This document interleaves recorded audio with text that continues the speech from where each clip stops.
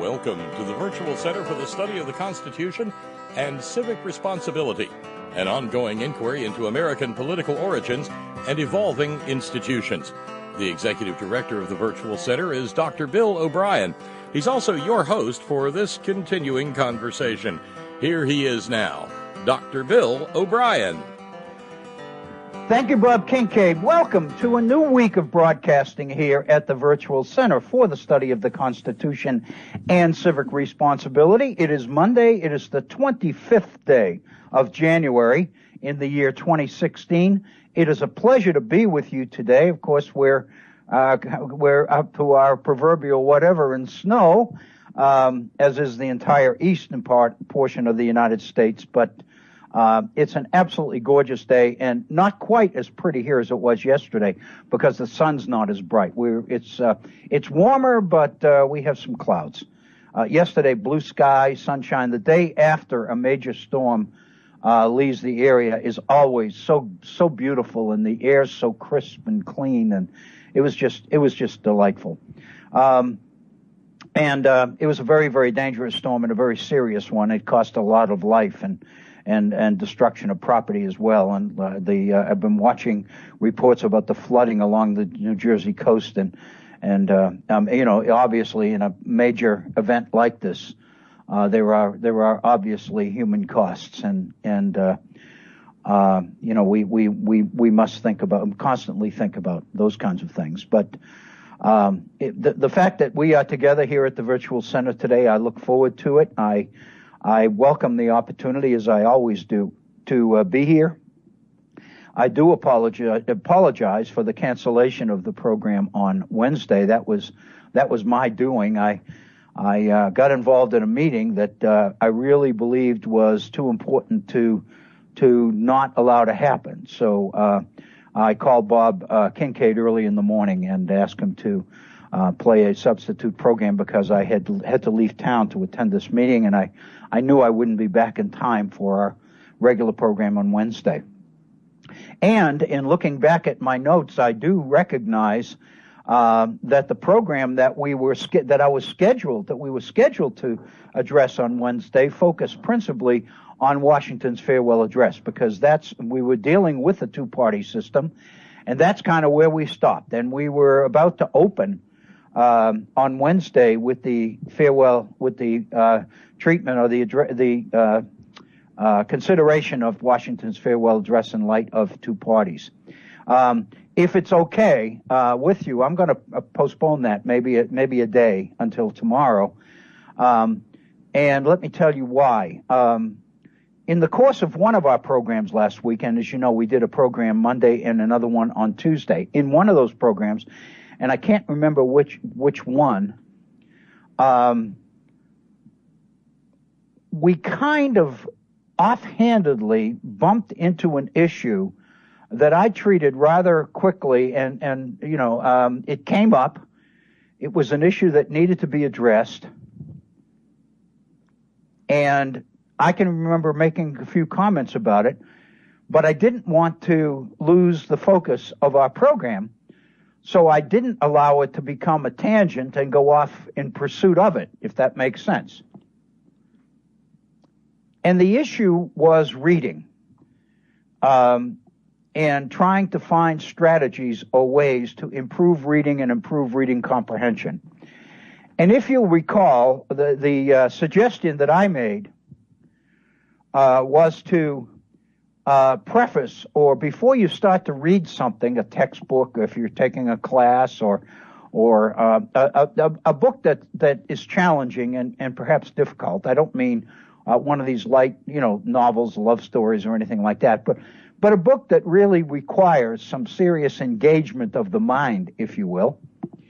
A good strategy that seems to work, and I have seen a lot of experts, people who have done research on this, validate this particular strategy or something like it. And it's one that I shared a number of years ago with students, and those that tried it reported to me that it worked quite well for them. And basically what it is before you read the first word of a book or a chapter or an article or whatever that you feel is going to be challenging for you, sit down with a blank sheet of paper and write down everything that you know about the particular topic you are about to read about, that you're going to be reading about.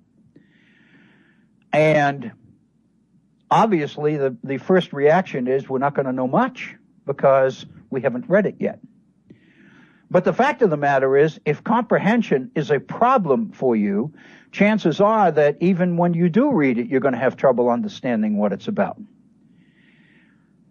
What the experts tell us, and I've had students reinforce this and validate this for me, is that if you take a moment before you begin reading and write down what you know about the particular topic and then begin to read, what you will find is that comprehension becomes much less of an issue, much less of a challenge. Because what it does when you write down everything you know about the particular subject, the fact of the matter is how much you know is not really the issue. The issue is that you are focusing your mind on that particular topic.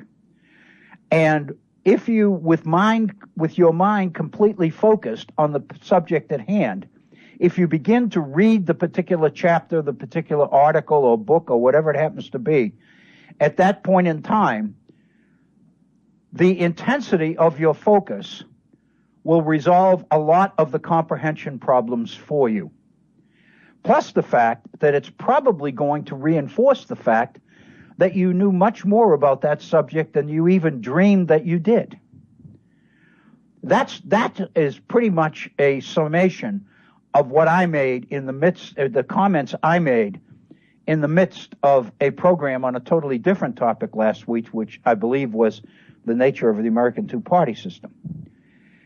And I received comments. A couple of listeners commented on that particular issue, the reading issue, after the program was over.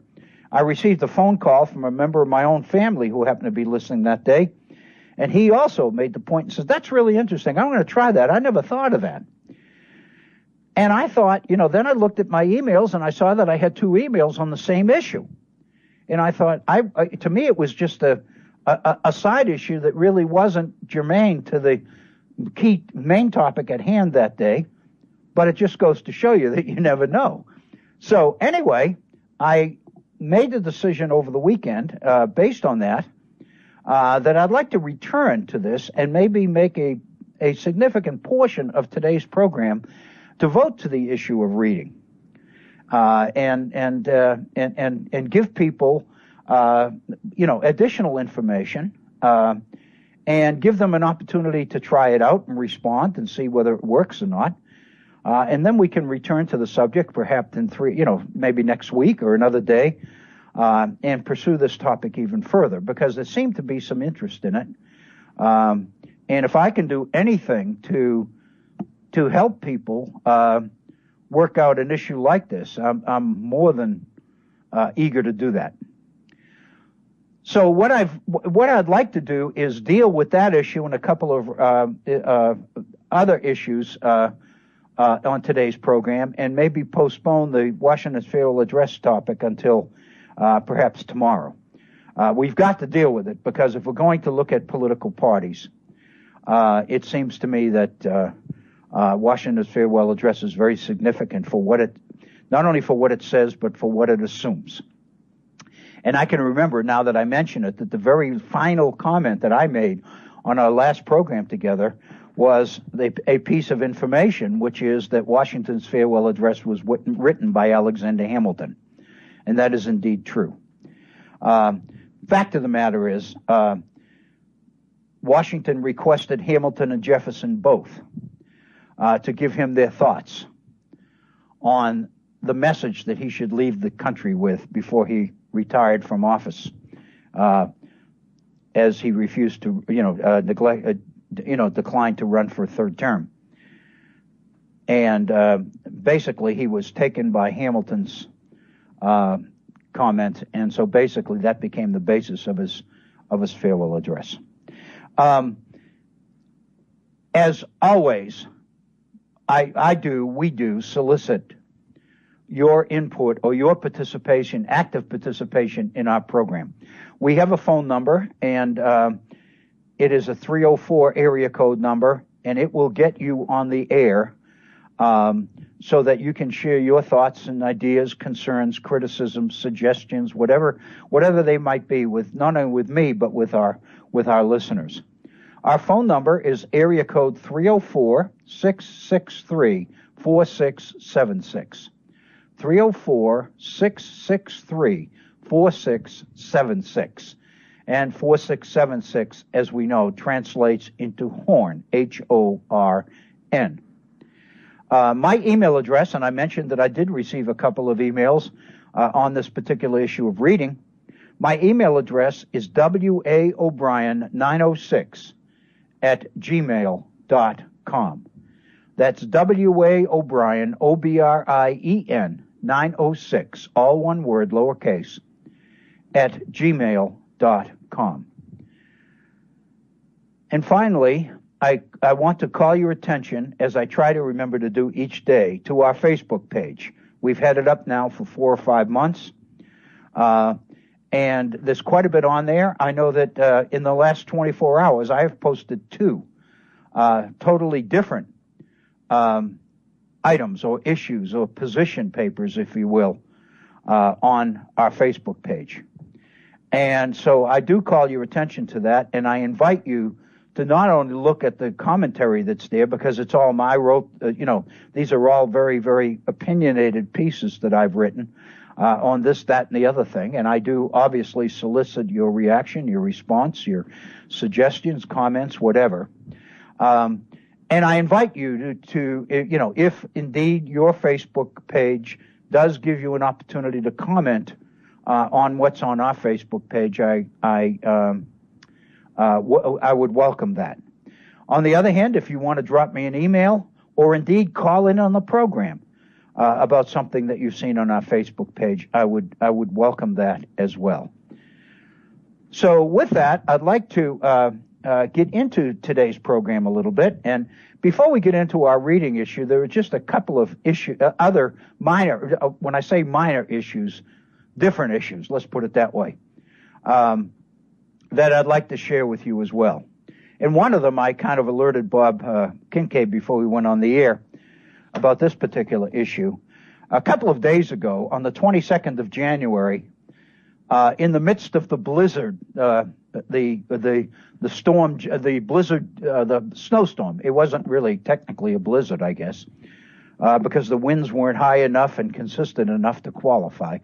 But it was one heck of a snowstorm. I think everybody who experienced it will agree. And in the midst of that, I was reading the New York Times, the op-ed page in the New York Times, and I ran across an article written by David Dudley, and this is from the 22nd of January, 2016, in the New York Times. And the title of the article was, "In Case of Blizzard, Do Nothing."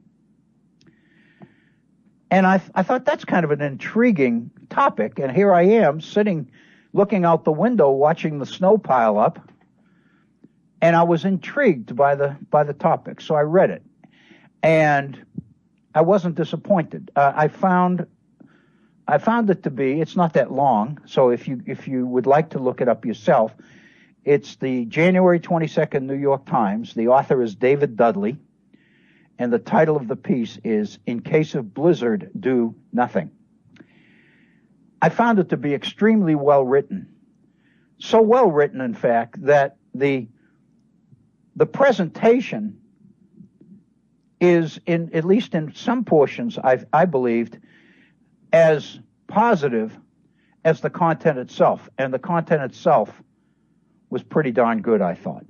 So what I thought I'd do as an opening of our program today is share with you some of the most relevant paragraphs and sentences from this piece by David Dudley. He points out that he grew up in Buffalo, New York, and in the winter of 1985, Buffalo was in the midst of a blizzard. And, of course, he recognizes that Buffalo has frequent snowstorms as a result of the lake effect snow off Lake Erie, et cetera, et cetera. But he points out that this one was particularly epic.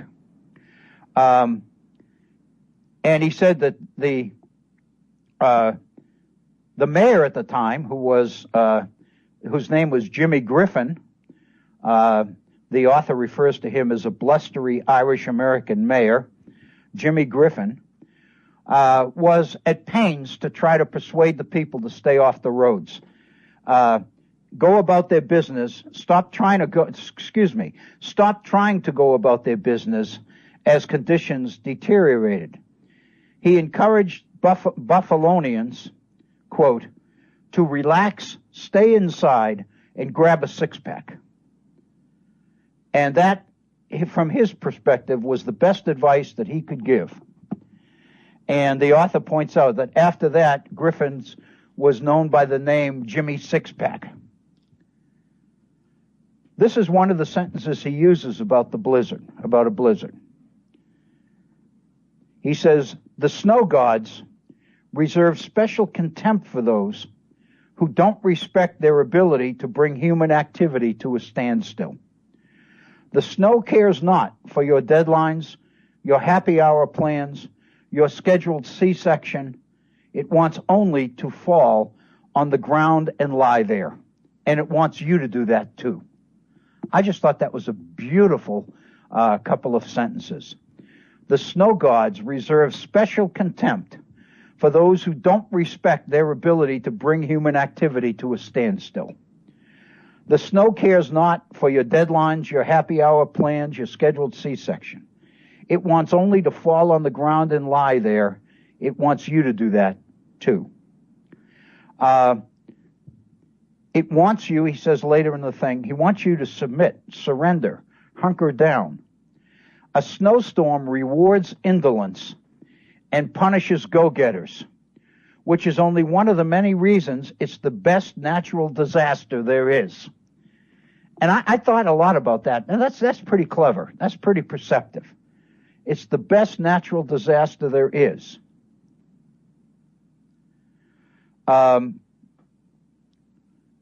He points out that cities need blizzards every few years to flush out incompetence, exposed incipient dysfunction, and generally stress test the fabric of civilization. Like war, illness, and poker, snow ruthlessly reveals true character. I love that line.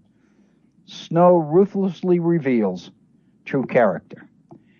And gloriously, if briefly, it hides everything else.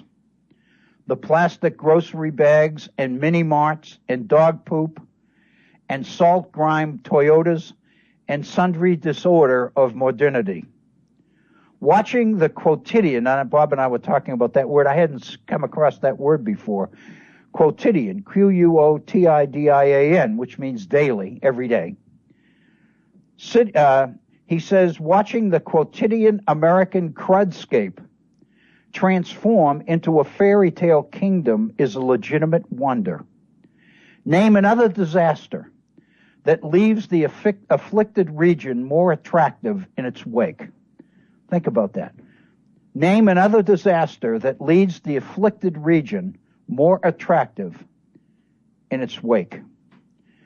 I thought that, in the midst of a blizzard or a pretty serious snowstorm, I thought this particular document was a joy to read, and I kind of made a mental note that I like to share it with you in our program today. So again, if you would like a copy, if you're interested in that particular piece, just go to the New York Times, January 22nd, and look up the author's name, David Dudley, and you will find that particular piece.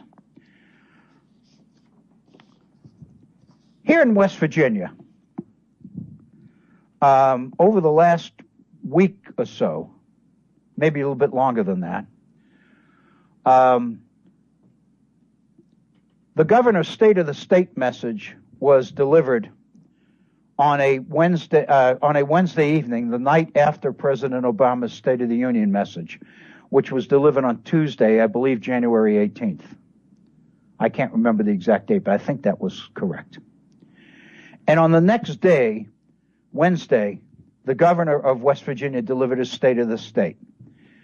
And, of course, immediately thereafter, the 60-day legislative session of the West Virginia legislature began. And, you know, without getting into the specifics of what's happening there, West Virginia last year was transformed or transferred into Republican control. The Republican Party, for the first time in many years, had picked up the majority of House seats in the House of Delegates. And the difference in the Senate was very, very close. One of the delegates who was elected from a district very, very close to where I'm broadcasting from, whose name is Daniel Hall, was elected by his constituents as a Democrat, which meant that the Democrats would retain a very slim control over the state Senate. Within a couple of days after the election was held, Daniel Hall switched parties and became a Republican. And because of that switch, the Republicans were handed control of the West Virginia legislature. And as a result of that, the Republicans controlled both houses of the West Virginia legislature. And consequently, the Republican Party was able to implement and impose a number of priority pieces of legislation through the session, most of them passing by straight party votes. The votes in the Senate, as I recall, the numbers were 18-16. As I recall, that was after the switch by Daniel Hall, it would have been tied. It would have been a 17-17. But with Daniel Hall's switch, it became 18-16 in favor of the Republicans controlling the West Virginia Senate. This fall, just prior to the opening of the session, Daniel Hall, the same senator who switched parties last year, announced that he was giving up his seat in order to accept a position. Actually, it was a position with the NRA, a PR position with the National Rifle Association. So then immediately the challenge fell in the lap of the governor to appoint a replacement for Daniel Hall. Well, that immediately raised the political question. The governor, Governor Earl Ray Tomblin, is a Democrat. Did Hall's resignation from the Senate give the governor the opportunity to appoint a Democrat to that seat, since, in fact, the voters of Hall's district had voted for him as a Democrat? So the question became, can the replacement be the party that the voters thought they were electing, or should the replacement be the party of the elected senator when he left office, which was Republican? And the governor was presented with that particular decision. While the governor was making that decision, the state Supreme Court rendered a decision interpreting the Constitution to say that the replacement should be a Republican. This was an opinion issued by our Republican Attorney General, Patrick Morrisey, and a couple of days into last week, the state Supreme Court validated Morrisey's, the Attorney General's opinion, and directed that the governor appoint a Republican to that particular seat, which meant that control of the state Senate remained in the hands of the Republican Party. The governor complied, made the appointment toward the end of this past week, and appointed a local realtor, as I understand from what I read, who is a lifelong Republican, to fill that vacant seat in the West Virginia Senate. And consequently, as one would expect, the agenda of the Republican minority, of the new Republican majority, continues to be front and center as far as the actions of the legislature, even though the legislature's been in session barely a week. Already, the state Senate, by the same 18-16 vote, passed right to work. It also introduced legislation to abandon the state's prevailing wage legislation.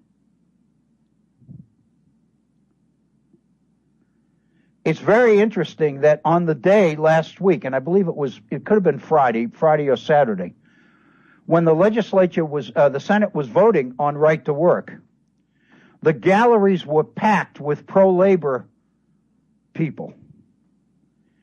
And the most interesting part of the whole thing was that their presence in the Senate chamber was not even acknowledged. Not only did they fill the Senate chamber, but they filled the hallways of the state capitol.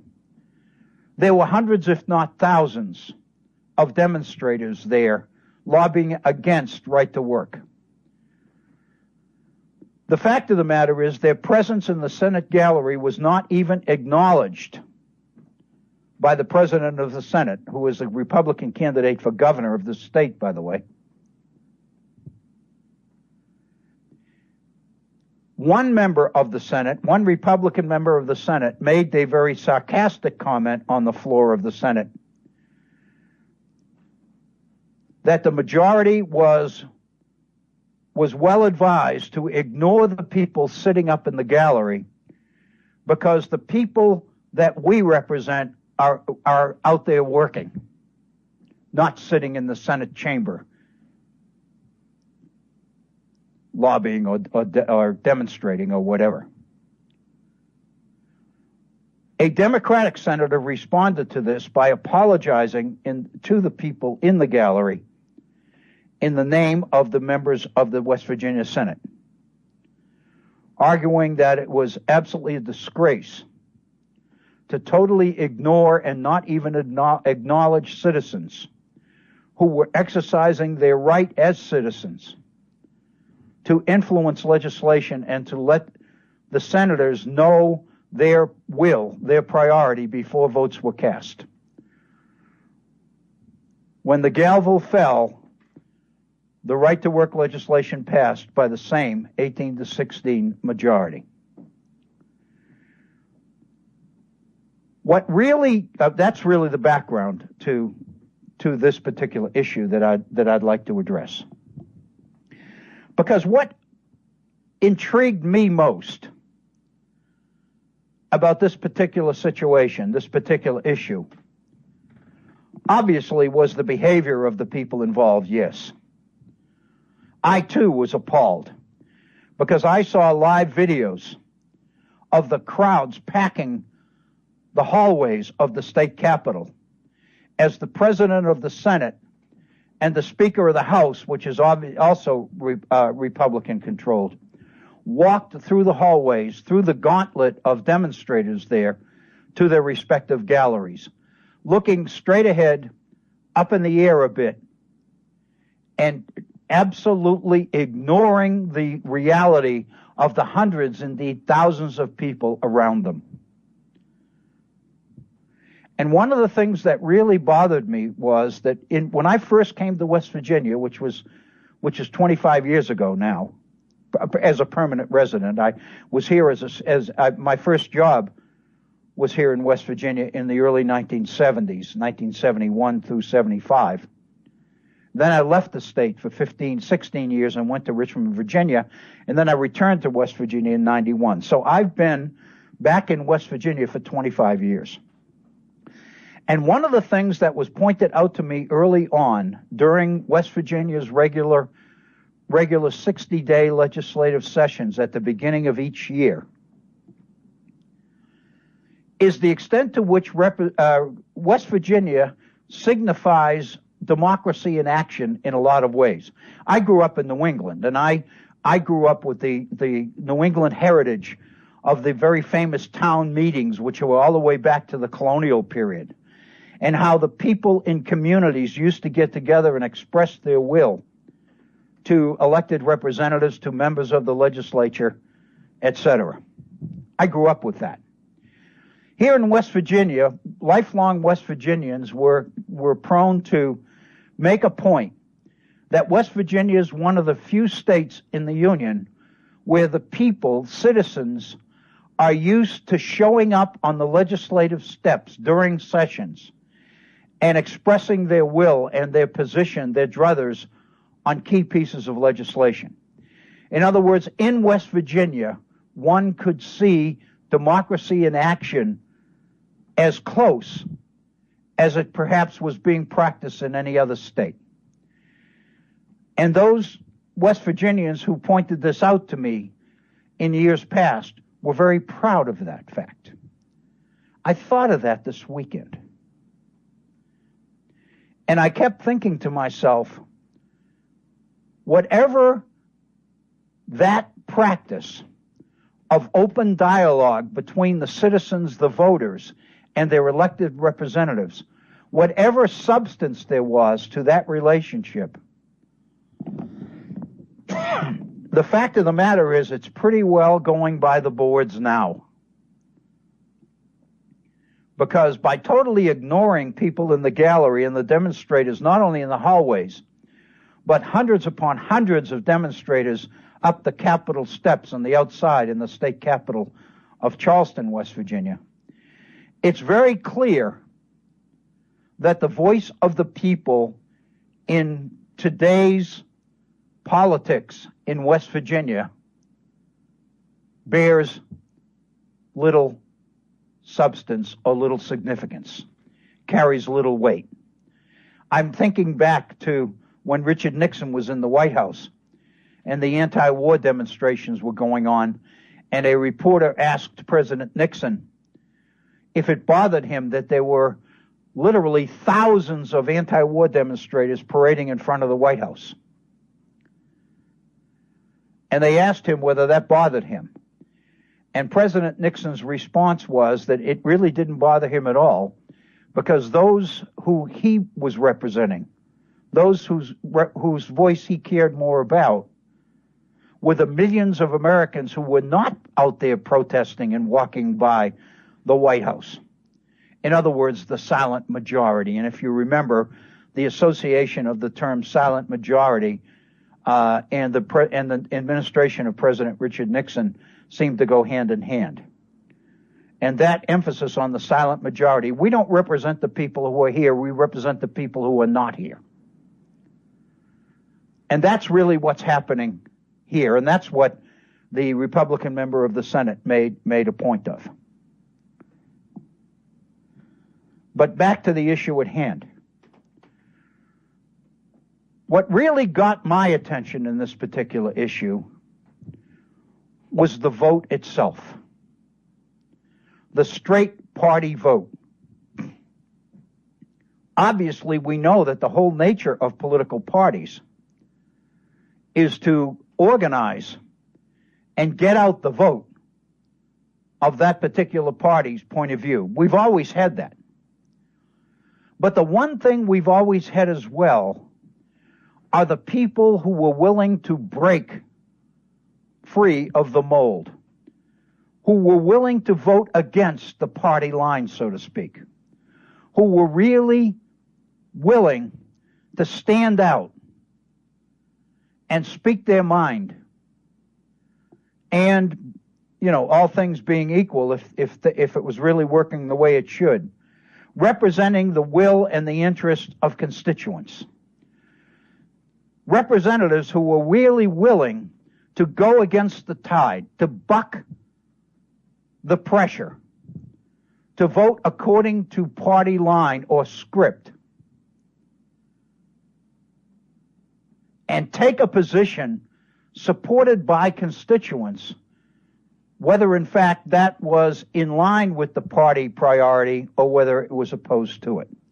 We always had that. Not only here in West Virginia, but in Congress as well. There were certain mavericks throughout history in Congress that voted their conscience. And most Americans, be they conservative or be they liberal, respected that. And if they were to be really honest with themselves, would admit that it's these mavericks, these people who vote their conscience, these people who are willing to stand up for what they believe to be right, even if it's unpopular with their colleagues. They are what make the legislative process work in America.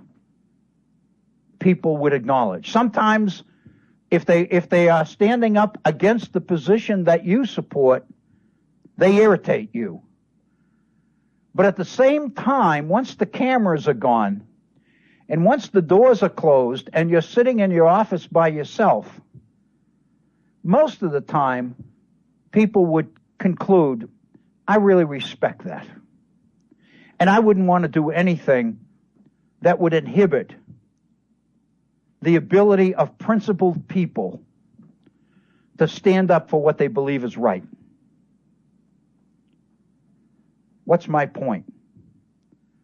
Nowhere do we see any of this in these votes. We are seeing straight party votes. And the debate, the thing that impressed me, and when I say impressed, I don't mean that in a positive way. I mean it more in a negative way. The thing that stood out to me during the whole debate over whether the Daniel Hall seat could or should be filled by a Democrat or a Republican, the implication of the whole discussion was that whichever party wins the seat, that dictates how that person will vote absolutely without fail. In other words, the credibility, the conscience, the principles, the morality, the intellectual capacity of the person filling the seat has ceased to be significant. All these people are now votes that the leadership can count on. Sometimes, metaphorically, they must, I'm sure, hold their noses while they vote. But they do vote according to the script, according to the party line. That, it seems to me, is not just disturbing, it's dangerous. Because effectively it cuts the voter, it cuts all citizens out of the democratic process. It basically tells people, we don't care what you think. We know what's best for you, and we're going to enact what we believe to be best, whether you want it or not. It can't have a positive impact. It's going to discourage voting. It's going to discourage participation. It's going to discourage political activity and political education on the part of citizens. There's no question it's going to contribute to the abysmally low voter turnouts that we have in many of our election campaigns today. And of course, the fact of the matter is, traditionally, the lower the voter turnout, the better off it is for Republicans. So in today's political world, discouraging voters, basically sending the message to voters that how they vote and how they feel about particular issues doesn't really matter because it doesn't affect a whit the behavior of their elected representative,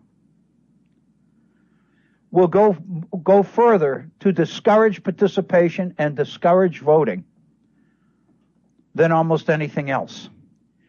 It used to be, when I was in college in the 60s and 70s, there was an awful lot being written by political scientists at that time about what President Nixon referred to as the silent majority. Most of the research that was being done about shrinking voter turnouts in elections was attributed in large part to indifference. Many people used to say people don't vote because they're satisfied with what's happening. If they weren't satisfied, they'd be out there. So the fact that they don't take the time to vote, or don't take the time to register, or don't take the time to show up at rallies or anything else, they cease to be political participants, is not an indication of trouble. It's actually an indication of satisfaction with the status quo. Obviously, incumbents, those holding office, love that interpretation, love that explanation. They could ride that forever. The reason that people aren't out there telling me what they want is because they're satisfied with what I'm doing and how I'm performing.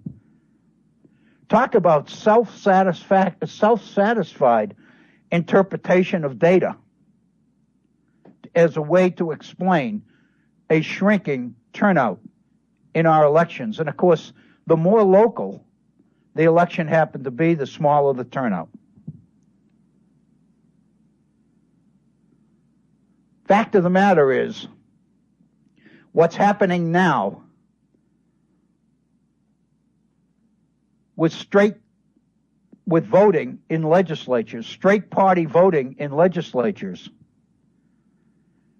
suggests not indifference on the part of voters, but frustration, but surrender. It indicates surrender. It indicates citizens are just throwing up their hands and saying, why should I bother? What's the use? They don't want to hear from me anyway. They're going to do what they want. The situation that has occurred in West Virginia validated that position 100%.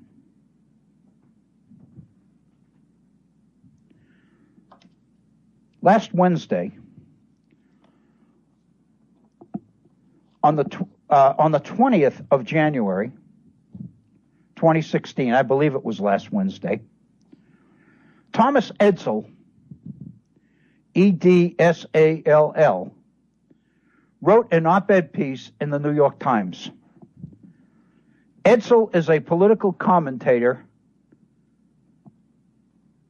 who writes regularly about political issues, political research, and data on the health, the vibrancy of our electoral system. In this particular piece, written last week, Edsall addressed this very issue. He called it orthodoxy, political orthodoxy. His goal was to demonstrate how rigid the political party process has become, especially among Republicans. Please don't conclude that because this is in the New York Times, it's pro-Democrat. Because Edsall acknowledges that the Democratic Party tried to line up his votes as well. But it was never able to reach the degree or the level of success that today's Republicans are reaching. And of course, what Edsall's focusing on principally are party votes in Congress, both in the Senate and the House of Representatives. A couple of illustrations I think are well taken here. As we know, on the 2nd of December of last year, the terrorist attack at San Bernardino happened where 14 people were killed, as you know. Excuse by the husband and wife assassins. Within that week, both the House and the Senate of the United States voted on legislation to ban the sale of guns and explosives to people whose names were on the FBI's terror watch list. Edsel points out that in case anybody questions whether in fact this terrorist watch list is significant, Edsel points out that the Government Accountability Office reported last March, in March of 2015, that individuals on the FBI's list had sought to buy guns or explosives 2,233 times during the 11 years between 2004 and 2014. Over an 11-year period, more than 2,200 requests to buy guns or explosives from people on the terrorist watch list. The reports are that of the 2,233 who requested or who made application to buy guns or explosive, federal officials approved better than 2,000 of the 2,200, actually 2,043. 91% of the applications of people on the FBI's terrorist list were permitted to buy guns. In that report of the Government Accountability Office, David Maurer, who's Director of Homeland Security and Justice for the GAO, wrote the following: under federal law, there is no basis to automatically prohibit a person from possessing firearms or explosives just because they appear on the terrorist watch list.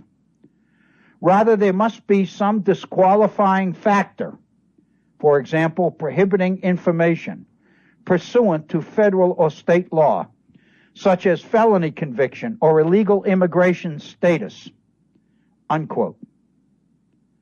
But the fact of the matter is, this is Edsel's point, after San Bernardino, he asked the question, who could be against a bill to keep pistols, rifles, assault weapons, and such commercially available explosives as ammonium nitrate and aluminum powder, potassium chlorate, out of the hands of those on the terrorist list? And his answer, 53 of 54 Senate Republicans. 53 of the 54 Senate Republicans refused to allow this ban to go into effect. Not only 53 of 54 Senate Republicans, but every one of the 241 House Republicans in votes on December 2nd and December 10th of last year, Senate and House Republicans voted against taking up legislation to ban those on the FBI's terrorist list from buying explosives or guns. The issue is not the vote. The issue is the unanimous nature of the vote. 53 out of 54 senators, all 241 Republican members of the House of Representatives. What it suggests is a level of rigidity that is incredible and is unprecedented. Edsel acknowledges that this speaks to the power of the NRA and even the more extreme gun owners of America and the power that they have over the Republican Party. But it also suggests something else, what Edsel calls a conservative orthodoxy which dominates Republican politics. And this is the point. Edsel points out that the orthodoxy, conservative orthodoxy that he mentions, has an agenda. Gun rights is obviously part of it, but so also are conservative prohibitions against climate change, even the acknowledgement of climate change, opposition to abortion, immigration reform, and always tax cuts are an economic priority. In other words, if you list these things against abortion, for tax cuts, against regulation of guns, against mention of climate change, denying the reality of the existence of climate change, what we can do is suggest that this is the ingredient, this is the agenda of a movement that demands rigidity. It does not respect independence. It does not respect the occasional outlier. It demands loyalty. It demands that you vote according to the way you are told to vote. What that means is that there's no room in the equation any longer for voters and citizens. All voters do is generate the numbers which allow you to hold office. But in theory, they can and will tell you nothing. You get your marching orders from above. And the fact of the matter is, what we know already about Citizens United tells us what the above is. The above is big money that is flooding into our political process and being used to get candidates without records, without track records. You can't run against them because they're novices in politics. You get them elected. They don't have to know anything because you're going to tell them what you want them to do and how to vote. And the weapon you have to demand loyalty is the always present threat of pouring campaign contributions into competitors next time. If you don't vote the way we tell you to, then we will use our resources to elect somebody else in your seat next time around. Your job security depends on your willingness to vote the party line. And as Edsel says, there are groups, organized groups like Americans for Tax Reform, Freedom Works, the Club for Growth, and local Tea Party organizations which serve as watchdog groups to ensure that Republicans could toe the line when it comes time to vote. The result, Edsel says, is negative for the whole nation.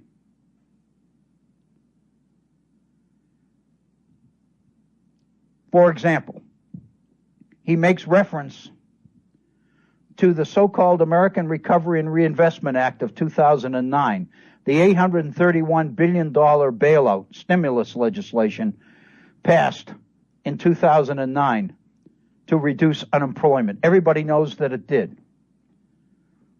Every single Republican in the House of Representatives voted against that bill on February 13th, 2009. 38 of 41 Republican senators did that same thing on that same day. On the 13th of February, 2009, the day before Valentine's Day, 2009, every single Republican in the House of Representatives and 38 of 41 Republican senators voted against the stimulus package.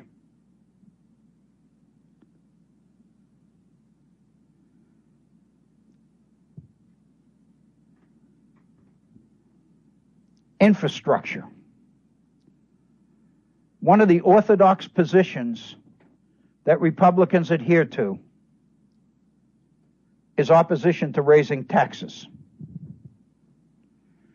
That resulted, Edsel points out, in a decade-long delay, a 10-year delay, in enacting highway trust fund legislation. Roads and bridges were deteriorating. Airports were overcrowded and increasingly unsafe. IRS budgets were being cut.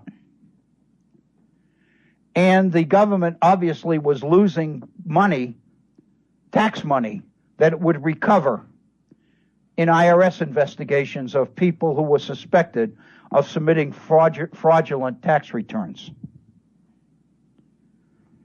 But it doesn't stop there, Edsel says. I find this amazing. On November 17th, 2015, 2 months ago, on the 17th of November, Senate Republicans voted 49-3 to disprove EPA regulation of carbon pollution emissions and an EPA regulation of greenhouse gas emissions. 2 weeks later, House Republicans voted 231-10 to disprove the greenhouse gas regulations and 231-2 to disprove carbon pollution. In other words, these numbers are astounding in their rigidity. They indicate that there's no flexibility. They indicate that there's no conscience voting happening in our legislative chambers, either the Senate or the House. Party positions are being dictated and transmitted to members of the elected bodies, and they are expected to vote accordingly. But Edsel points out it doesn't only happen at the federal level, it's happening at the state levels also. We know that Republicans have concentrated on taking control of state legislatures and governors' mansions and have been successful in pretty close to half of our state elections. The same kind of rigidity, orthodoxy, military-like discipline in the way people vote is being reflected in our states. My point is that what's happening here in West Virginia right now is not the exception, it's the rule. Our Republican leadership is merely taking our state and getting it in line with all the other states. Examples. Edsel points out in Florida, the very words climate change have been banned from all state documents. In North Carolina, the legislature in 2012, Republican-dominated legislature in North Carolina, voted to prevent the state Coastal Resources Commission from defining the rates of sea level change for regulatory purposes until at least July 1st of this year, 2016. This was a piece of legislation promoted by the real estate industry. Obviously, realtors are trying to move property along the North Carolina coast, and the rising sea levels jeopardized those sales. So consequently, the legislature responded by refusing to allow sea level change to be a factor in state regulatory legislation. This one amazes me. In Mississippi, according to Edsel, Republican leaders changed the electronic display board where the votes of members show up in lights. The new board gathers all Republican legislators together and separates them from Democratic members. And the interpretation of Democrats is that this was a mechanism by Philip Gunn, who's the Speaker, to make sure all Republican members voted in unison on key bills. By restructuring the electronic voting reporting lights in the Mississippi legislature and putting all the Republicans together, anybody that didn't vote the party line would be immediately visible. That's the kind of dictatorial power, that's the kind of orthodox behavior that's becoming more and more the rule rather than the exception in our governments, both at the national level and at the state levels. It's partisanship gone mad. I'm going to end this by just sharing this with you, because this is a piece of information I didn't have, and I think it might be valuable for those of you listening. Edsel traces the beginning of this process back to in the early 90s, exactly 1993, when President Clinton was pushing health care. And if you remember, the First Lady, Hillary Clinton, was really key, was basically keynoting or driving the health care legislation that the Clinton administration wanted in 93. And the Republicans began to organize their opposition to this health care legislation. In 93, Bill Kristol, editor of the Weekly Standard, wrote a memo to Republican congressional leaders entitled "Defeating President Clinton's Health Care Proposal." In it, he recommended that Republicans flatly reject all compromise strategies with the Clinton administration, that they all band together and vote as a bloc. That's the only way they could stop this, Kristol argued. Here's the quote. Any Republican urge to negotiate a least bad compromise with Democrats and thereby gain momentary public credit for helping the president do something about health care should also be resisted. The first step, he says, is to revive a newly bold and principled Republican politics must be the unqualified political defeat of the Clinton health care proposal. Its rejection by Congress and the public would be a monumental setback for the president and an incontestable piece of evidence that Democratic welfare state liberalism remains firmly in retreat. Edsel traces this orthodox position of Republicans back to that memo in 1993 by Bill Kristol.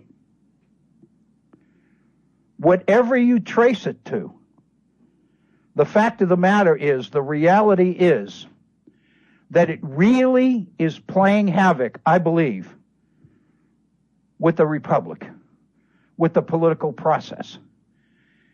If our republic must have the participation of its citizens, then this kind of orthodoxy is inhibiting such participation.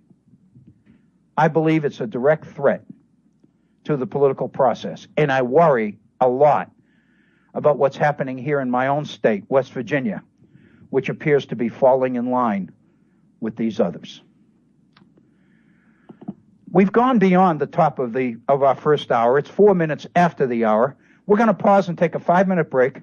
Then we'll be right back and we'll get into the reading component of today's program. You're listening to the Virtual Center for the Study of the Constitution and Civic Responsibility. We're going to take a 5-minute break and then we'll be right back. Please stay with us.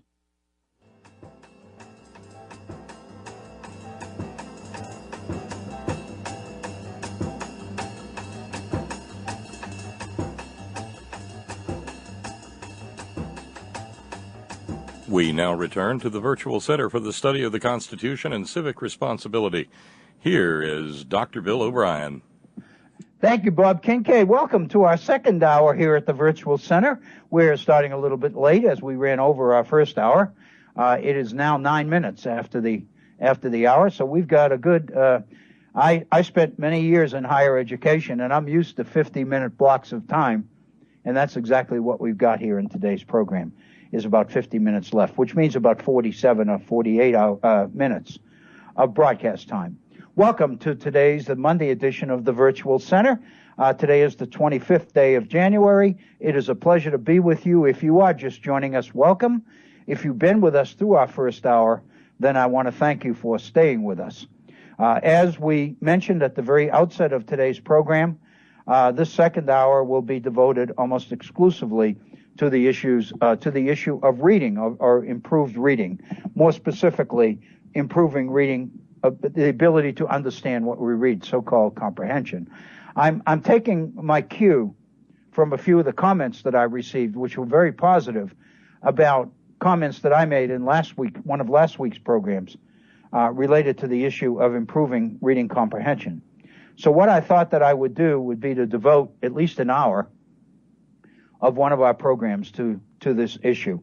It's an issue that obviously warrants even more time. My thinking is that I'll begin it today, and then back off for a while and see if people try to implement some of the ideas and suggestions that I have. These are all my own.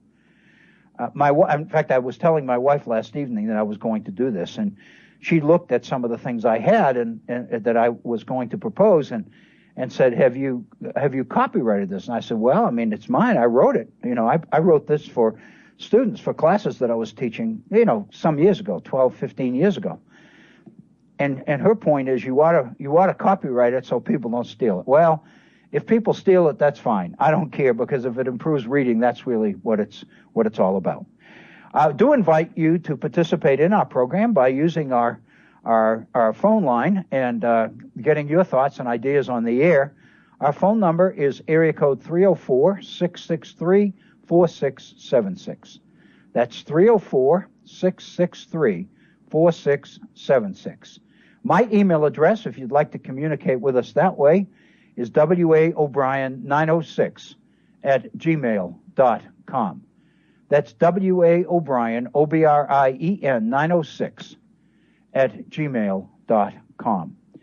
And I call your attention to our Facebook page. And in fact, the material that I'm going to be dealing with today is material that I put on Facebook, I believe last evening or yesterday. I was in recovery mode after the first playoff game yesterday. So I don't claim that this is mistake free, because I was part of the reason that I went on the Facebook page is to try to find ways to divert my attention from the results of that first playoff game yesterday. But that's another issue. That's a personal issue. We won't go there. So with that, I want to thank you for being with us. I want to thank you for staying with us. If you were here during the first hour, we talked about politics. It's very interesting that the issue that we dealt with in our first hour is orthodoxy in voting amongst representatives of our political parties, most particularly the Republican Party of late. I think this is very significant. It doesn't deny that all parties have always sought to organize and manage and get out the vote and manage the votes in such a way that people vote according to the party agenda or the party line or the platform or whatever you want to call it. But the fact of the matter is, there have always been outliers. There have always been rebels who refuse to have their votes dictated and who insist, thank heavens, on listening to constituencies and trying their best to fulfill and carry out the will of constituents where and when possible. No matter what party we are, it seems to me, we've always kind of respected that. And today's orthodoxy is pretty much making that impossible. So I wanted to address this issue of voting in some detail. And as a prelude or a preface to this, I want to mention or recommend a book that I've mentioned before here at the Virtual Center. And the title of that book, appropriately enough, is How to Read a Book. It was written in the early 50s by a philosopher and teacher and scholar named Mortimer Adler. Mortimer Adler was a philosopher, an educational theorist at the University of Chicago, and he participated in the development of what has been known since as the Great Books curriculum at the University of Chicago. And there are some institutions still active in the country who practice the so-called Great Books curriculum. I'm thinking specifically of St. John's University, St. John's College, if you will, in Annapolis, Maryland. Anyway, in Mortimer Adler's book, How to Read a Book, he identifies 4 levels of reading. Those 4 are elementary reading, inspectional reading, analytical reading, and synoptic reading. Synoptic is S-Y-N-O-P-T-I-C. We're not going to deal with synoptic reading. In fact, we'll deal with analytical reading at a later date. Synoptic reading is very specialized reading. It's pretty much reserved to those we would call research scholars. Synoptic reading is the kind of reading where a person reads everything they can get their hands on a particular topic. And the label synoptic is rooted in the word synthesis. And the whole idea is that a person who sets out to read everything available on a particular topic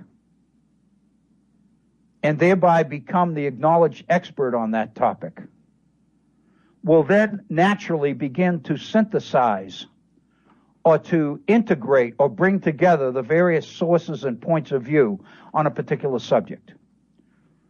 That's highly specialized reading for a very few individuals, relatively speaking. So that really doesn't play into our framework here at the Virtual Center at all.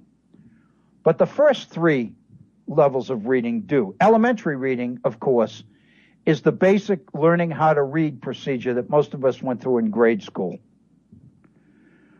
Most of us learned to read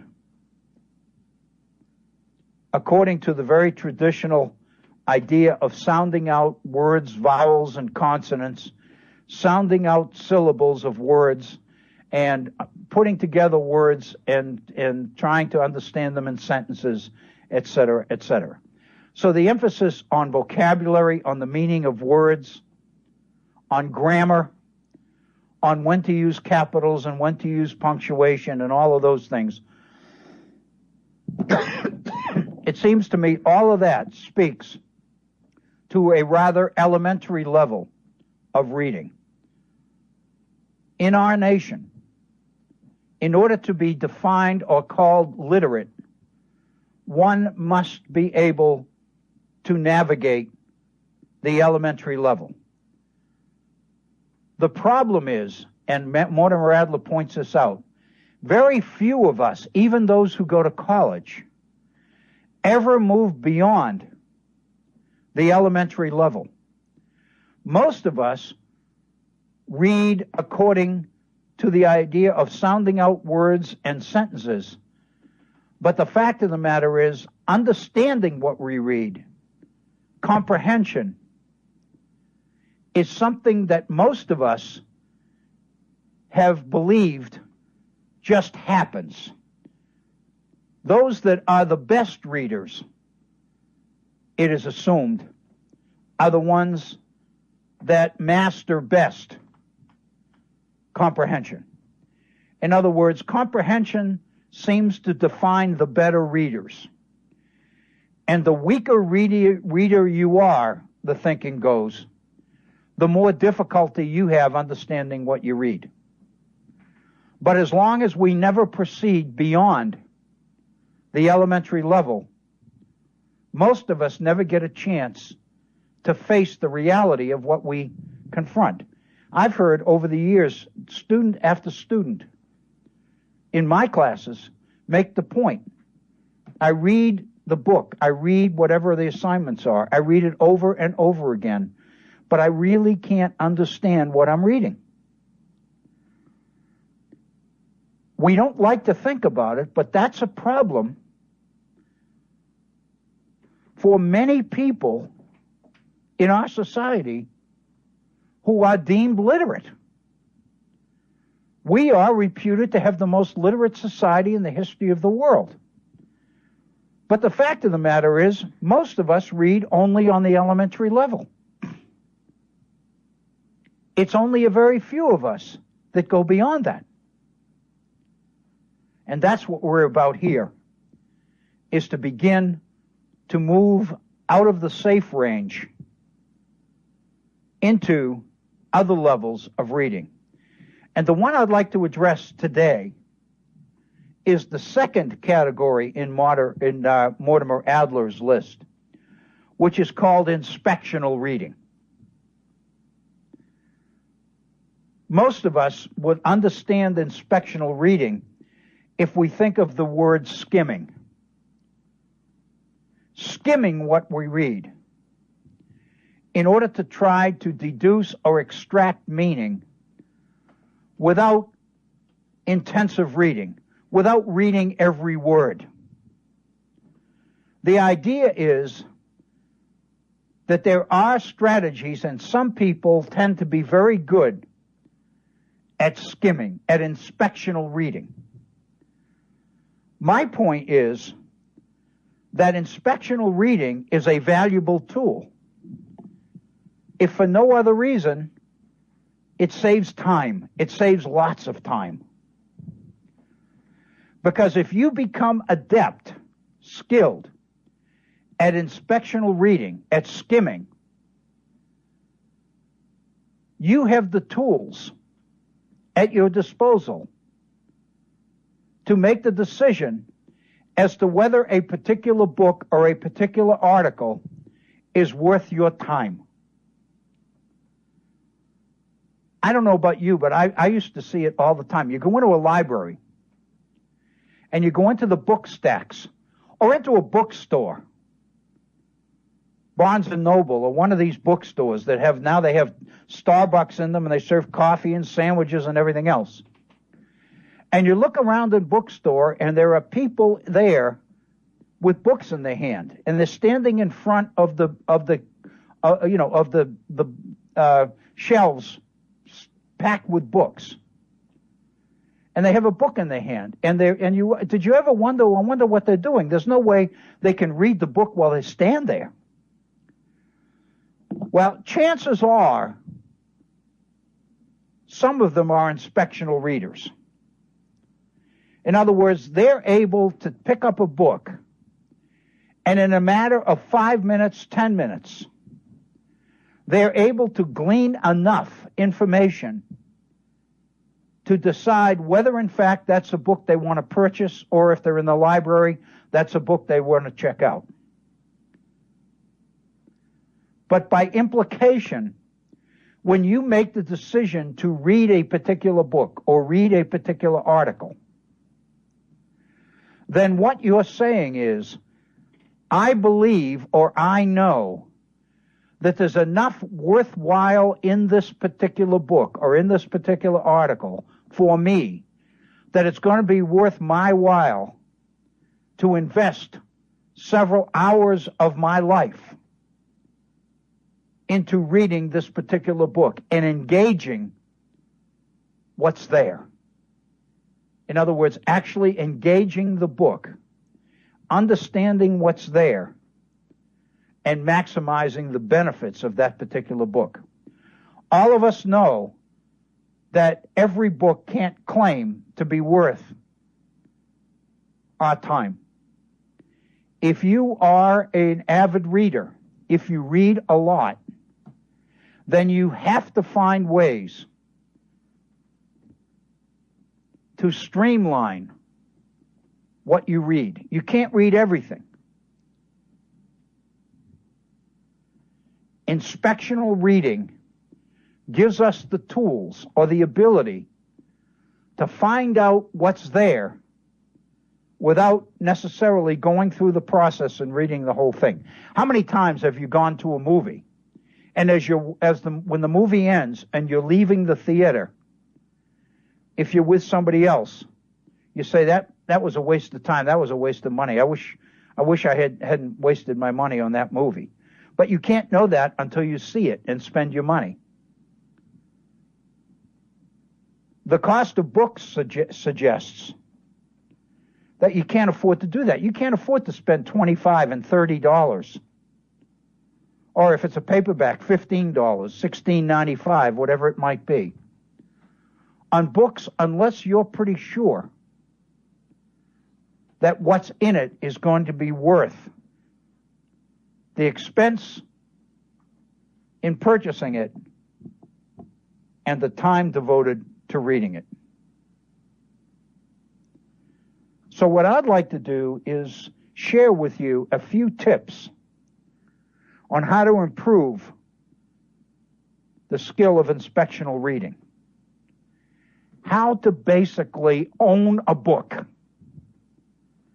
How to basically let a book speak to you and give you the kind of information you need before you invest time and money in it. The first suggestion is the title of the book itself.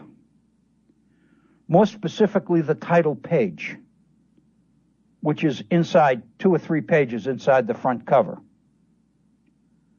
The title page will have the name of the book, the title of the book, as well as a subtitle if there is one, the name of the author, and then it will have the details, the publication details, like the publisher that published it, the year that it was published, etc. If it's a particular topic that you're interested in, if it's a topic where there's a lot of information and a lot of conversation about that subject today, and you go pick up a book on that topic and say, well, this is a valuable book because everybody's talking about this. And then you look at the title page and you realize that the book was written 25, 30, 40, 60 years ago. Then that raises some questions. Have we learned enough about this topic in the last 50 or 60 years to make the information in this book outdated? Or is this such a classic on that subject that it never becomes outdated? So the first thing I would suggest is spending a moment on the title and the subtitle of the book. How much information about what's in the book is revealed in the title? Last week, or maybe 2 weeks ago now, you'll recall that we spent a good portion of one of our programs on Richard Hofstadter's book, The Idea of a Party System, the subtitle of which is The Rise of Legitimate Opposition in the United States, 1780 to 1840. We spent what I believe is the better part of an hour just on the title and subtitle of that book. If you work the title like that, you can glean a lot of information about what is in the book before you read the first word on the first page. So going to the title and the title page is significant. Sometimes as significant, if not more significant, is the table of contents. The table of contents gives you the titles of the chapters in that book. And if you look at the chapter titles and reflect on them carefully, what you are getting is a summary of what's in that book. Sometimes authors in their table of contents will put the title of a chapter, and then under it they'll put a short paragraph which summarizes the chapter. If you happen across a table of contents like that, be grateful, because that gives you even more information than merely the title of the particular chapter. And then finally, There's the dust jacket, the paper wrapping, the paper cover that is on books when they go on the market for sale. The covers or the dust jackets are usually designed by the publisher. The purpose is to sell books. What that means is the publisher is going to go out of his or her way to do with the dust jacket whatever he or she believes will help to sell the book. By definition, then, the book jackets are going to be, I was going to say exciting, but that's not probably the right word. Alluring, attractive. If it's a novel, there's probably going to be very beautiful women and very handsome men on the cover. There's probably a summary. The biography of the author is included in many dust jackets. Usually on the back page, there's a summation about the book or the story, whatever it happens to be. The point, this is only the first point, but what I'm suggesting is title page, table of contents, the dust jacket that the book comes in, all of these things contain information about the book. Sometimes that's all you need to make your decision as to whether this is worth the investment in time and money that you're contemplating making. Let's assume that you want to know more. Let's assume that you aren't satisfied with the information you've gleaned by just looking at these things, and you actually want to get into the book itself. How do you do that in a way that's efficient and effective, and at the same time doesn't eat up a lot of your time? A couple of tips. One is check for a summary chapter. Check the table of contents. See if there's a summary chapter, if the last chapter summarizes the book. If it does, then it's worth reading first. Because if it is really a summary chapter, it's going to not only tell you what's in the book, but it's going to tell you basically how the book ends, what the conclusions are about the particular subject at hand.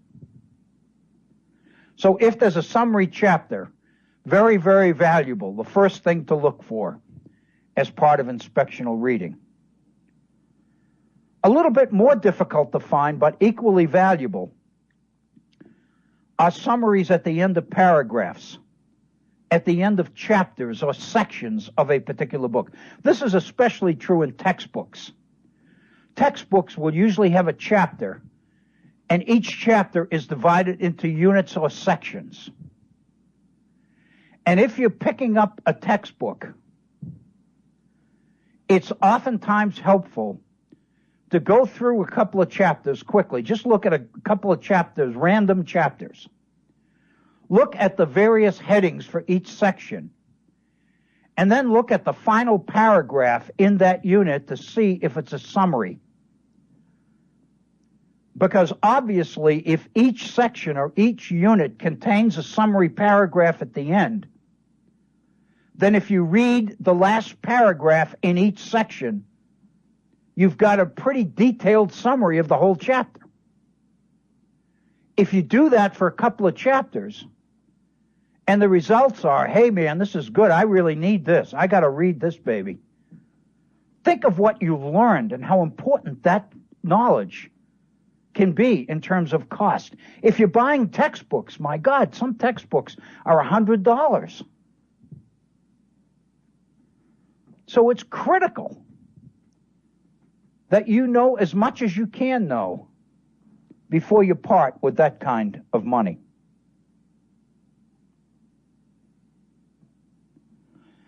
Associated with this, then, sometimes the final 2 or 3 pages of a chapter tends to be summary. Frequently, authors will summarize each chapter as they get to the end before they go on to the next one. And let me tell you why. Authors are human beings. They're vain. What they mean is they can't, most oftentimes, they can't resist bragging about what they think they've included or accomplished in a particular chapter. By definition, authors take every opportunity in the world to tell you what they've written about, what they've found, what their research indicates, what they've concluded, or whatever. They want you to know what they're writing about and how important it is. So they're going to take every opportunity in the world to tell you. So it's worth your while to look. Look at the last couple of pages of each chapter. You'll know right away whether this is an author that ends every chapter with a summary of what we've just seen or what I've just given you or something like that. If that's the author's inclination, you can pick it up pretty quickly. And it's very valuable information. Here's another tip. And many of you probably have heard this. This is a fairly standard one. You can skim by reading the first sentence of each paragraph in a chapter. Just read the opening sentence of a paragraph, then go on to the next paragraph and read the first sentence there, and the first sentence of the paragraph after that.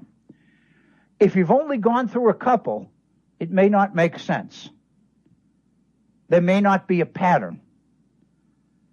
But if you go through 8, 10 paragraphs in a row doing this, looking just at the first sentence, you'll oftentimes find that the first sentence is the topic sentence for that paragraph.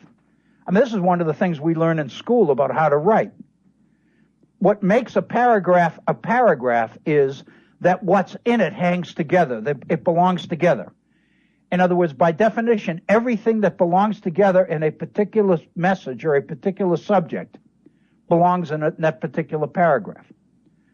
So what that means is, if you read the first sentence in a series of paragraphs, you'll oftentimes end up with a pretty good idea of what's in the chapter or what's in the particular unit of the chapter.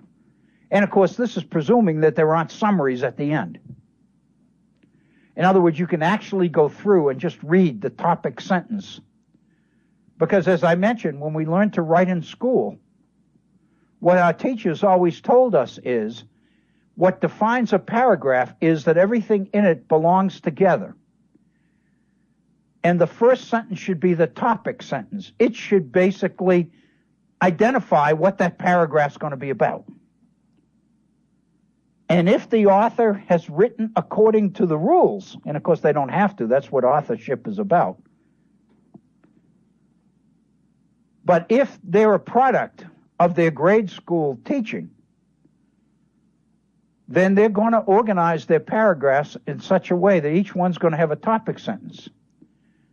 And if you read the first sentence of each paragraph, you're going to find it. And you'll end up with your own summary of that chapter. And then maybe go, 5 or 6 more chapters and just randomly pick one toward the middle or 3/4 of the way through the book and do the same thing with another chapter. If you do that with a couple of chapters, you'll know whether this is a book that you can't live without. Or, more important, it's a book that you can live without. You'll find that as well. Here's another thing about, this is just about reading in general. But the reason I mention this is because it tends to violate things that we've always been taught and that we've always been told. And this is related specifically to comprehension. When you are reading a book or an article, a chapter, or a section of a chapter, depending on how the thing is divided, read the entire passage, the entire unit or chapter without stopping. If you lose your train of thought, or you lose the meaning and you can't figure out, you've lost what it is you're reading, many of us stop and go back and start over again. Don't do that. Because you can find that you'll do that 3 or 4 times and you become so frustrated that you just close the book and give up on it. And fact of the matter is, it may be a book that you don't want to give up on. What the experts suggest as being a good strategy, and I found this to be true in my own case. Read the entire unit or the entire chapter through from one end to the other without stopping, even if you don't understand what you're reading. Ignore what you don't understand. Forget it. Keep going. Don't waste time on what you don't understand. Focus instead on what you do understand. In other words, if you read nonstop from beginning to end, if you're going to study for a class, and you decide that tonight I'm going to read a particular chapter in my sociology book, or my psychology book, or my geography book, or my history book, or whatever. Sit down and read the whole chapter from one end to the other. Don't stop. Because when you lose understanding, when you stop understanding what you read, if you stop, then you're letting your progress be dictated by what you don't understand.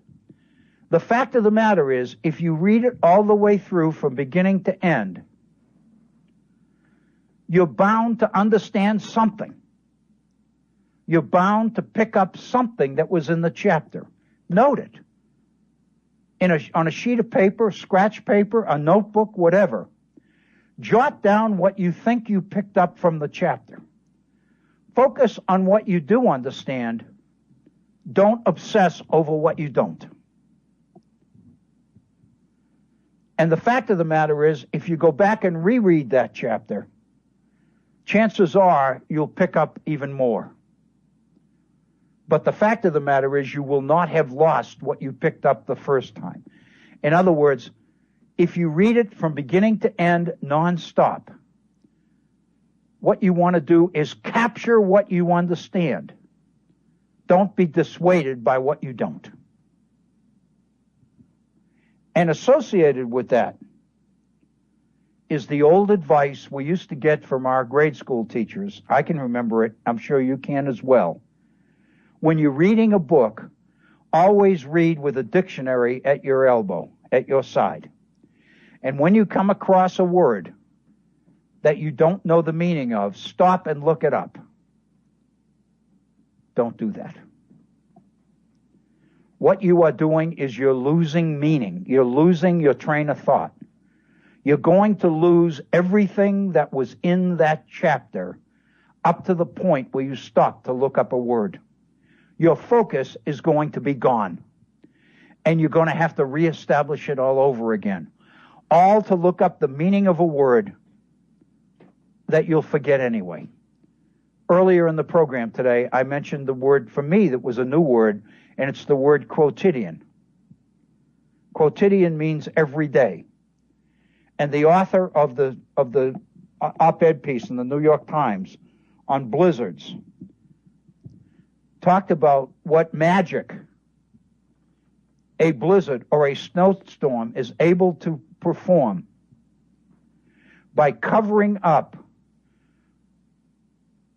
the quotidian landscape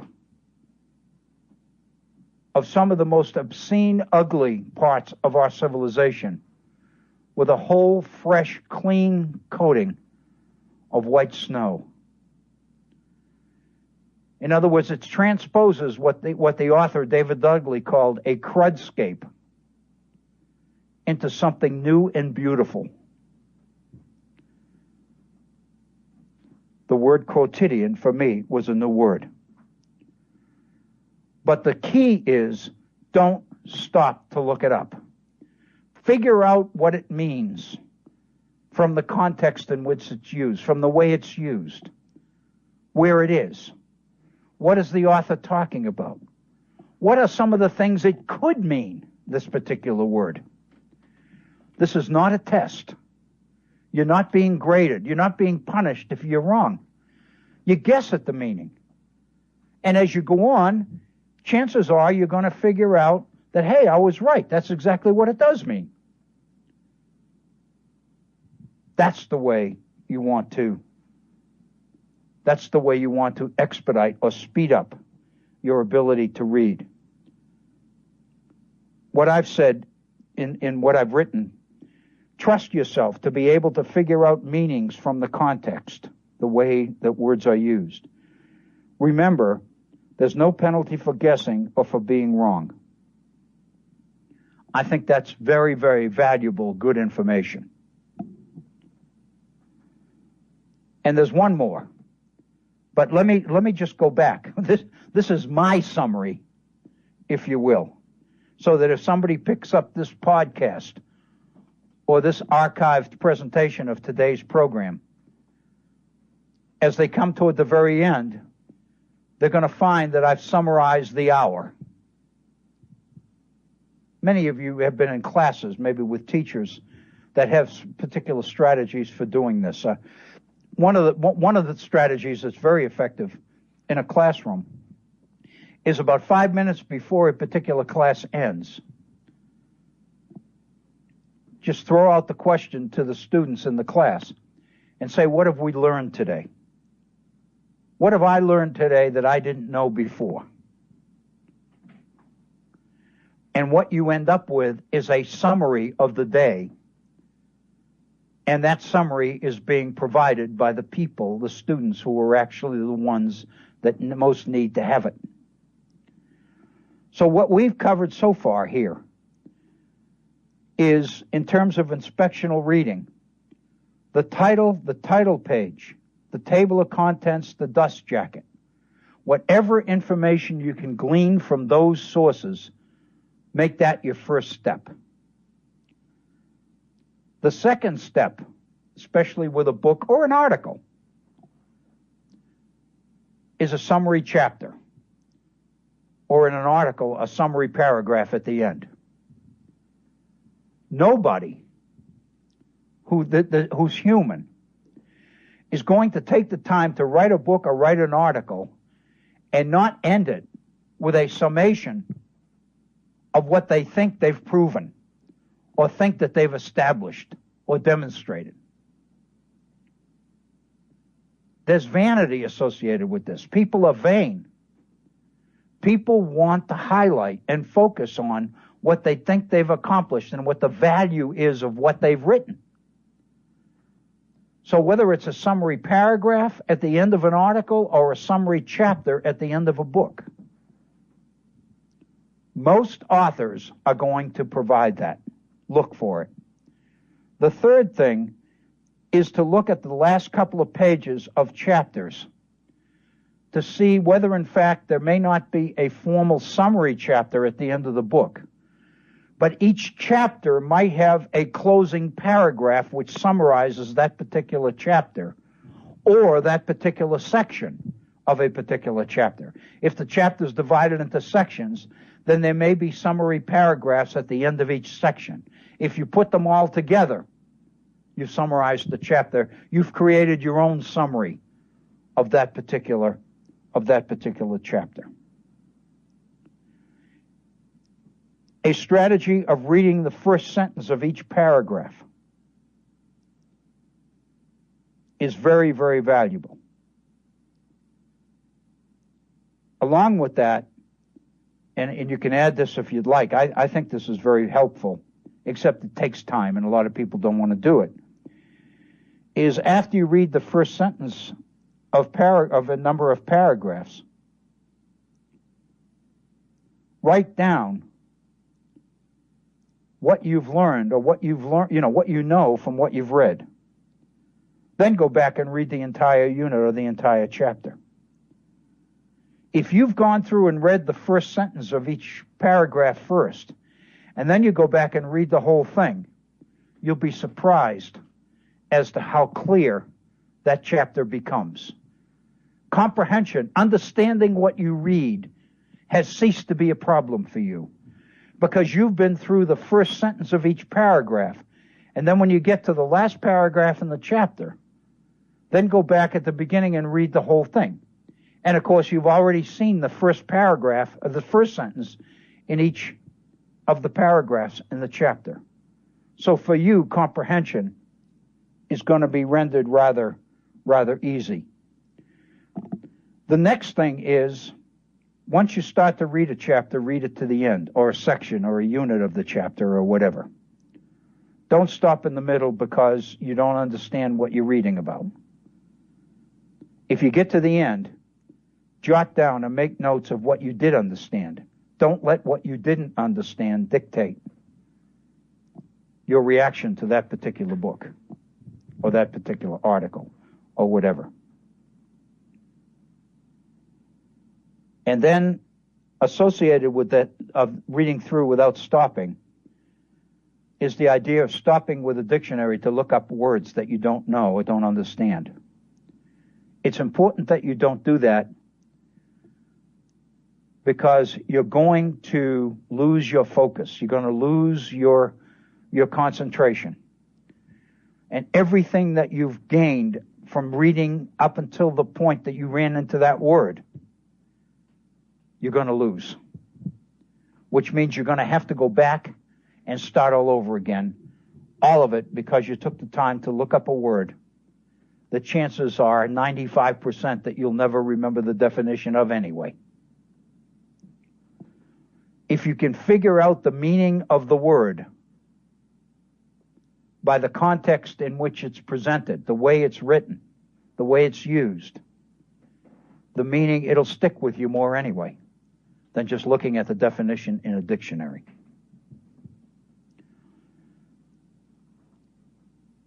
On this list that I used to give students, this is the final comment or suggestion. I think this is absolutely invaluable. And that is, if you own a book, if it's your book, take ownership of it.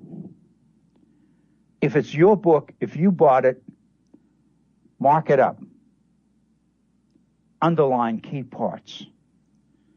Put stars beside key paragraphs. Some people use an escalating scale. They'll put a check mark beside important paragraphs.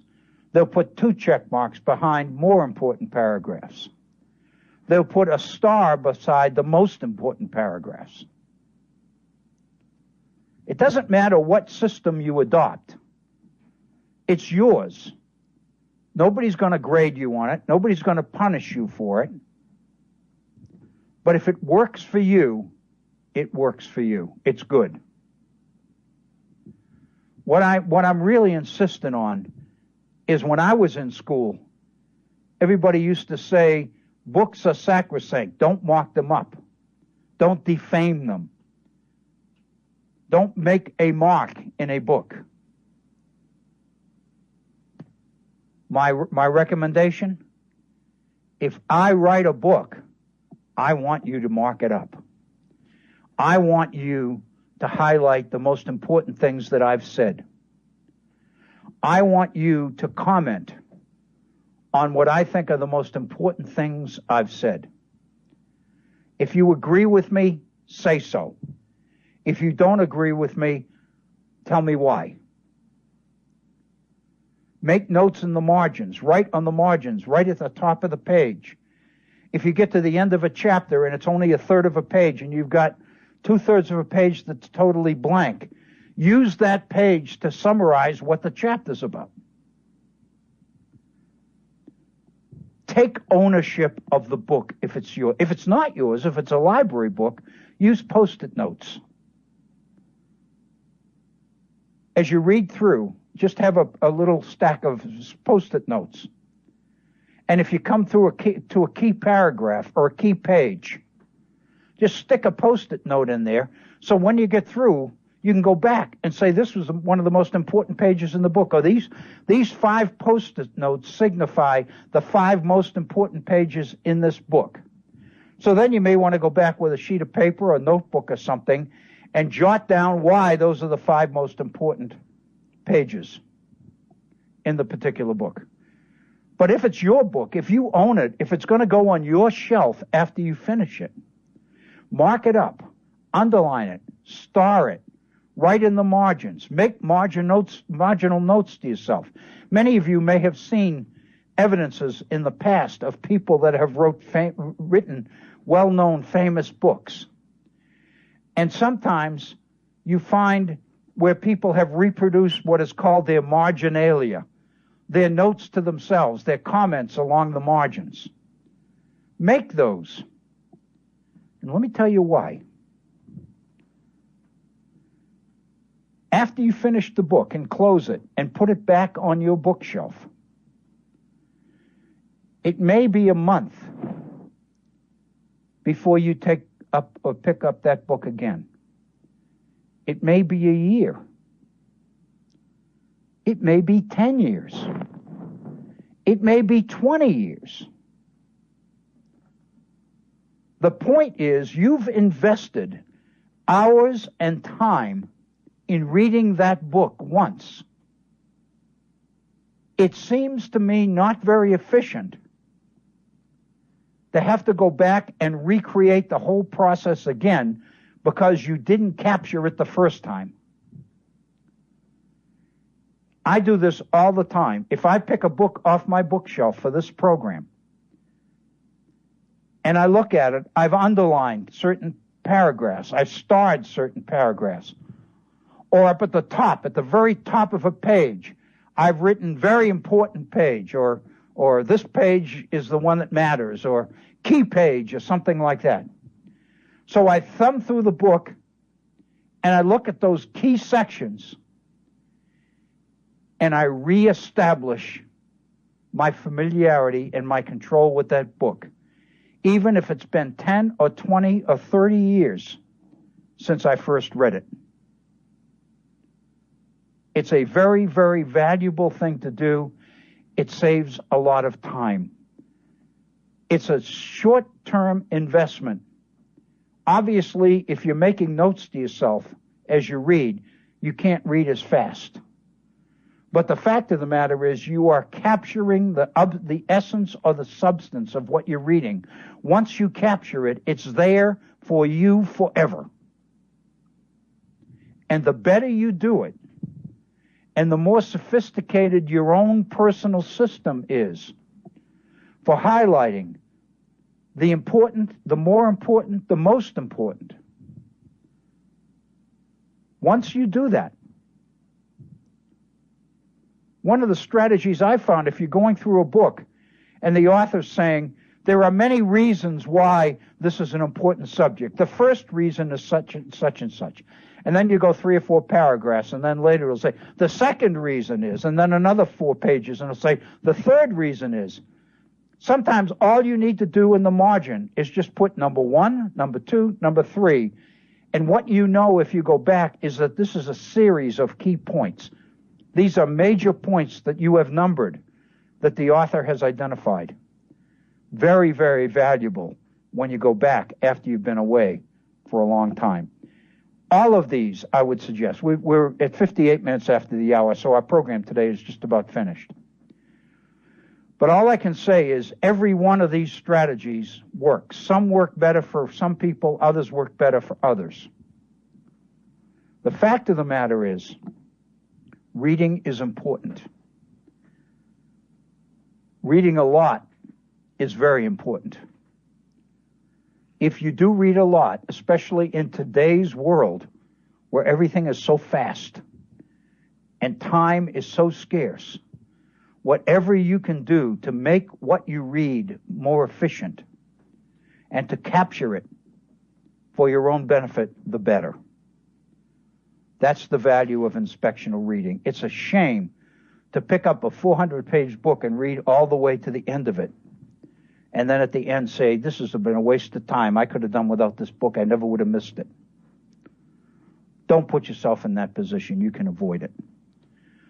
It's 59 minutes after the hour. Actually, it's the top of the hour. So let me thank you and invite you to come back tomorrow, 1:30, 1.5 hours later. This is Bill O'Brien. Thank you.